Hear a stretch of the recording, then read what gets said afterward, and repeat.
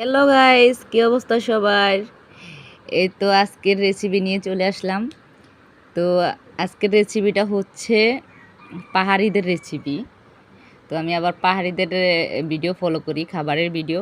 তাই আজকে বানিয়ে ফেললাম পাহাড়িদের রেসিপি। এখানে আছে আপনার চিংড়ি মাছ ফ্রাই, আর এখানে ভাত নিয়েছি, আর এখানে আছে শুটকি ভর্তা, আর আছে বটবটি সিদ্ধ। এটা শুধু লবণ দিয়ে সিদ্ধ করা হয়েছে।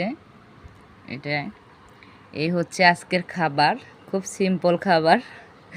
তো সিম্পল খাবারই কিন্তু স্বাদই আলাদা। তো যখন শাক ভাজি ভর্তা এগুলো হয়, এগুলা দিয়েই কিন্তু খাবার খাওয়া যায়, আর মাছ মাংস দিয়ে কিন্তু বেশি ভাত খাওয়া যায় না। তো আজকে সিম্পল খানার আয়োজন করলাম।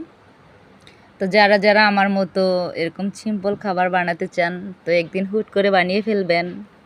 ওকে, আল্লাহ হাফেজ।